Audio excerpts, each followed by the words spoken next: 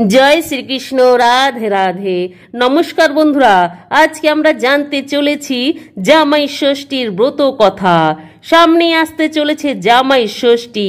আমাদের হিন্দু সনাতন ধর্মে 12 মাসে 13 পার্বণ লেগেই থাকে। তারই মধ্যে এক অন্যতম হলো জামাই ষষ্ঠী।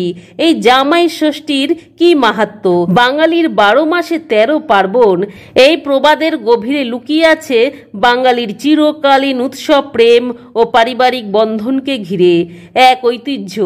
এই বহু বর্ণ উৎসবগুলির মধ্যে একটি বিশেষ স্থান দখল করে আছে জামাই ষষ্ঠী। জ্যৈষ্ঠ মাসের শুক্লপক্ষের ষষ্ঠী তিথিতে এই উৎসব পালন করা হয়। তবে জামাই বা পাত্রকে ঘিরে এই বিশেষ পার্বণ উদযাপিত হয়। তবে শুধু জামাই নয়, এই দিনটি আসলে দুই পরিবারের মিলনেরও প্রতীক। জ্যৈষ্ঠ মাস মানেই গ্রীষ্মের দাবদাহ, রসালো আম কাঁঠালের মৌসুম, আর তারই মাঝে একদিন যেন এক ছায়াময় আনন্দ ঘন পরিবেশ তৈরি করে জামাই ষষ্ঠী, এক বন্ধনের মেলা। এদিন শাশুড়ি মায়েরা তাদের জামাইকে ঘরে ডেকে ভক্তি সহকারে অনেক স্নেহ করে। তার আগে দেবী ষষ্ঠীর পুজো দেন, যেন জামাই সুখে শান্তিতে সুস্থভাবে জীবন কাটাতে পারেন।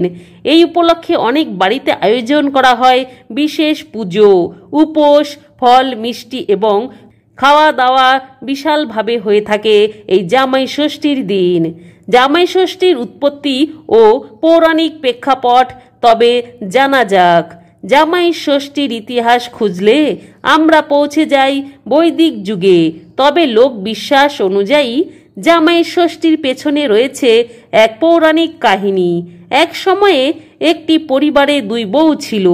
বড় বউ ছিলেন নির্লোভ, সৎ এবং মরমী, আর ছোট বউ ছিলেন অত্যন্ত লোভী ও আত্মকেন্দ্রিক।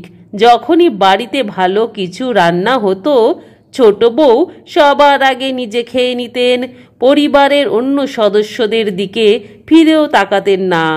একদিন শাশুড়ি তাকে প্রশ্ন করলেন, রান্না তো সবাই মিলে খাওয়ার কথা, তুমি একা একা খেয়ে ফেললে কেন? তখন সে এক অজুহাত দাঁড় করালো, বলল, কালো বেড়াল নাকি চুরি করে খেয়ে ফেলেছে। এই বলে সে প্রতিবার দোষ দিত কালো বেড়ালের উপর। কিন্তু যে বিড়ালটিকে সে দোষ দিচ্ছিল সে ছিল দেবী ষষ্ঠীর বাহন। দেবী ষষ্ঠী মা বাচ্চার কল্যাণে প্রতিশ্রুত এক দেবী, সন্তান সুখের আশ্বাসদাত্রী। নিজের বাহনের নামে মিথ্যা বলায় ক্ষুব্ধ হয়ে ওঠেন দেবী ষষ্ঠী। শাস্তি দেন ছোট বউকে। ছোট বউয়ের যতবার সন্তান জন্ম নেয়, জন্মের কিছুক্ষণের মধ্যেই তার মৃত্যু হয়। একে একে 7 পুত্র ও 1 কন্যার মৃত্যু ঘটে। শোকে কাতর ছোট বউ একদিন বনে গিয়ে কান্নাকাটি করতে থাকেন। তার বেদনায় সাড়া দিয়ে দেবী ষষ্ঠী এক বৃদ্ধার ছদ্মবেশে তার কাছে আসেন এবং কান্নার কারণ জিজ্ঞেস করেন। তখন ছোট বউ সমস্ত কাহিনী খুলে বলেন, নিজের ভুল স্বীকার করে দেবীর কাছে ক্ষমা চান। তার ভক্তি ও অনুতাপে সন্তুষ্ট হয়ে দেবী ষষ্ঠী নিজের আসল রূপে ফিরে আসে এবং বলেন, তুমি জ্যৈষ্ঠ মাসের শুক্ল ষষ্ঠী তিথিতে ভক্তি ভরে আমায় পুজো করো, তবেই তোমার সন্তানদের ফিরে পাবে। ছোট বউ সেই নির্দেশ পালন করেন এবং বিস্ময়ের সঙ্গে দেখেন তার 7 পুত্র ও 1 কন্যা ফিরে এসেছে জীবিত অবস্থায়। সেই থেকেই এই তিথিতে ষষ্ঠী পূজার প্রচলন শুরু হয়। অরণ্য ষষ্ঠী ও জামাই ষষ্ঠীর কথা। জামাই ষষ্ঠীকে কখনো কখনো অরণ্য ষষ্ঠী নামেও ডাকা হয়, কারণ এই পূজার সূচনা হয় প্রকৃতির কোলে, অরণ্যে। এক সময় গ্রামের মায়েরা বনজ বৃক্ষের মাঝে ছোট খুপড়ি বা প্যান্ডেল বানিয়ে ষষ্ঠী ব্রত পালন করতেন। যেহেতু ষষ্ঠী দেবী প্রকৃতি ও সন্তান রক্ষা উভয়েরই প্রতীক, তাই এই পুজোর সঙ্গে প্রকৃতির উপাসনা অঙ্গাঙ্গিভাবে জড়িয়ে রয়েছে। বাড়ির উঠোনে কিংবা দালানে ছোট্ট বাগান বানিয়ে মাটির পাত্রে বীজ বপন করে অরণ্য রচিত হতো। তার মধ্যে ফুল, বেলপাতা, আম পাতা, তুলসী পাতা, ফল রেখে ষষ্ঠী দেবীর পূজা করা হতো। এই ব্রতের সঙ্গে জামাই ষষ্ঠীর যোগ ঘটে একটি বিশেষ গল্পে। কথিত আছে, এক গৃহবধূ মা ষষ্ঠীর উপদেশে অরণ্য ষষ্ঠী ব্রত পালন করছিলেন। সেদিন তিনি নিজের কন্যা এবং জামাইকে নিমন্ত্রণ করেছিলেন। জামাই বাড়িতে আসার পর তিনি তাকে দই চন্দনের ফোঁটা দিয়ে আম কাঁঠাল খাওয়ালেন। এই থেকেই ধীরে ধীরে অরণ্য ষষ্ঠী হয়ে ওঠে জামাই ষষ্ঠী। আজকের দিনে জামাই ষষ্ঠী এক মহা সমারোহে ঘরোয়া উৎসবে পরিণত হয়েছে। জামাই ষষ্ঠীর দিন দেবী ষষ্ঠীর পুজো করা হয়। মাটির পাত্রে রেখে দেন 5 রকমের ফল, মিষ্টি, ধান, দুর্বা, পান, সুপারি, সিঁদুর, কুমকুম, জলপাত্র ইত্যাদি। ষষ্ঠী দেবীকে উদ্দেশ্য করে প্রার্থনা করা হয় জামাইয়ের দীর্ঘায়ু ও সুস্থ জীবনের জন্য। জামাইকে 60 বলা হয়। 3 বার শাশুড়ি বলেন 60 60 60, যার অর্থ জামাই যেন 60 বছরের বেশি দীর্ঘজীবী হন। এই পর্বের পরেই শুরু হয় মূল আয়োজন। জামাই আপ্যায়নে জামাইকে ডাকা হয় গৃহে, দই চন্দনের ফোঁটা দেওয়া হয় এবং সাধ্যমতো রাজকীয় ভোজের আয়োজন করা হয়।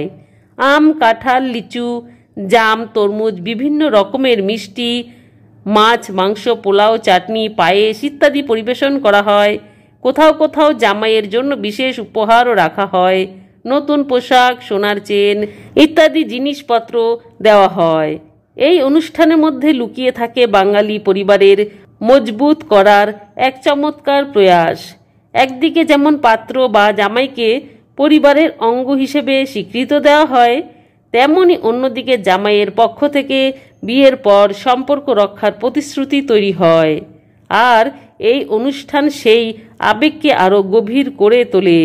বাংলার বিভিন্ন অঞ্চলে জামাই ষষ্ঠী পালনের রীতিতে কিছুটা ভিন্নতা দেখা যায়। কোথাও ফলের মধ্যে মুকুন্দ ডানা, বাতাবি লেবু, চালতা, জামরুলের আধিক্য দেখা যায়। আবার কোথাও জামাইয়ের মাথায় ফুলের মালা পরিয়ে সংবর্ধনা দেওয়া হয়। কেউ কেউ ষষ্ঠী দেবীর প্রতিমা বা ছবির সামনে বসে পুজো করেন, কেউ আবার গাছতলায় পাত্রে ফল রেখে ব্রত পালন করেন। আধুনিক যুগে কর্মব্যস্ত জীবনে অনেকেই জামাই ষষ্ঠী পালনের চেষ্টা করেন। যারা দূরে থাকেন তারাও আশীর্বাদ দিতে মনে রাখেন জামাইকে, শুভেচ্ছা জানান ভার্চুয়ালের মাধ্যমে। অনেক শাশুড়ি মেয়ের বাড়িতে গিয়ে জামাইয়ের জন্য ফলমূল উপহার দিয়ে আসেন। আবার অনেক জামাইও শাশুড়ির জন্য শাড়ি বা উপহার নিয়ে আসেন। কৃতজ্ঞতা জানানোর মহান এক অনুষ্ঠান। জামাই ষষ্ঠী শুধু একটি পারিবারিক উৎসব নয়, এটি বাঙালির আবেগ, ইতিহাস, পুরাণ ও সামাজিক মূল্যবোধের এক অপূর্ব মিলন মঞ্চ। এখানে রয়েছে দেবীর পূজা, পরিবার সম্মান, প্রকৃতির আরাধনা ও সামাজিক সম্প্রীতির এক অপূর্ব সম্মিলন। সময়ের সঙ্গে সঙ্গে হয়তো রীতির রূপ বদলাচ্ছে, কিন্তু এর মূল ভাব এখনও একই রকম গভীর এবং অর্থবহ। প্রতিটি পরিবারের যেন ভালোবাসা ও বন্ধনের বার্তা পৌঁছে দেয়। আর এভাবেই বাঙালিরা 12 মাসে 13 পার্বণের মাঝেই জামাই ষষ্ঠীর ব্রত পালন করেন। জামাই ষষ্ঠী উৎসব এভাবেই জামাইকে ষষ্ঠী ব্রতের দিন জামাই ষষ্ঠীর আপ্যায়ন করা হয়। তবে বন্ধুরা, জামাই ষষ্ঠী করলে অবশ্যই ব্রত কথা শ্রবণ করবেন বা পাঠ করবেন। অরণ্য ষষ্ঠী ও ব্রত কথা শ্রবণ করবেন, পাঠ করবেন। কমেন্টে অবশ্যই ষষ্ঠী মা লিখতে মনে রাখবেন। ধন্যবাদ।